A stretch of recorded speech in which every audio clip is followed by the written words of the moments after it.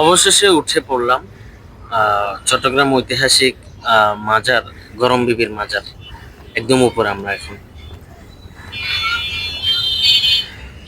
এটি মাজারের পেছনের অংশ।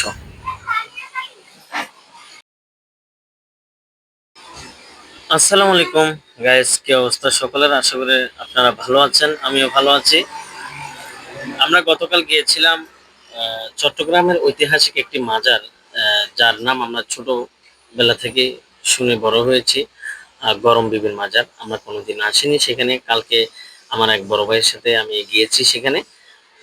আগে শুনতাম, জানতাম গরম বিবির একটি মাজার রয়েছে, কিন্তু লোকেশন কোন জায়গা দিয়ে কিভাবে যাব এটি সেটি জানতাম না।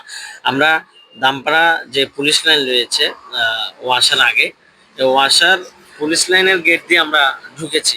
ঢোকার পর আমাদের কিছু আইডেন্টি ইনকোয়ারি করেছে, আমাদের নাম নাম্বার বা কি জন্য এখানে যাচ্ছি সেটি আমাদেরকে জিজ্ঞাসিত করার পরে আমাদেরকে পাস দিয়েছেন যে আপনারা যেতে পারেন, অসুবিধা নেই।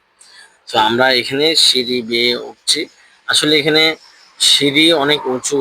আহ, আমার মনে হয় বার্ধক্যজনিত বা বয়োজ্যেষ্ঠ কোনো আহ, রোগী এখানে স্বাভাবিকভাবে উঠতে পারবে না। আমরা উঠছি এই সিঁড়ি দিয়ে।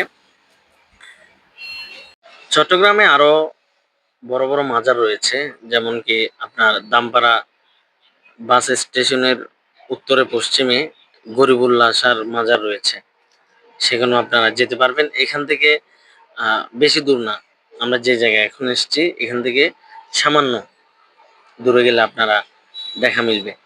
আমরা এখন একদম সর্বোচ্চ উপরে। এইটি হচ্ছে মাজার, এখানে নাম লেখা আছে। একটি হচ্ছে গরম বিবি মাজার, আরেকটি হচ্ছে গিয়াসউদ্দিন বাগদাদি রহমতুল্লাহ। এনাদের সম্পর্কে কিছু তথ্য আমরা জানতে পারি। সেটা হচ্ছে একজন শিক্ষক ছিলেন, আরেকজন হচ্ছে ছাত্রী। আমরা এখানে অনুমতি মিলেনি তেমন। একজন খাদেমের সাথে কথা বললাম, তিনি বললেন যে আসলে কোনো জায়গায় বিধিনিষেধ ছিল না, তিনি বললেন এখানে ভিডিও করা যাবে না। তারপর আমরা বাইরের অংশগুলো ভিডিও করেছি। এটি একদম মাজারের পশ্চিম পাশে, দেখতে অনেক সুন্দর। এদিকটা হচ্ছে নিচে নামার সময়, যে আমরা এখন বের হয়ে যাচ্ছি, ভিডিও করছি। আপনারা যদি চান তাহলে দামপাড়া ওয়াসা পুলিশ লাইন যেটা আছে, ওয়াসা পুলিশ লাইনে এসে এখানে সোজা বিনামূল্যে উঠতে পারবেন। ধন্যবাদ।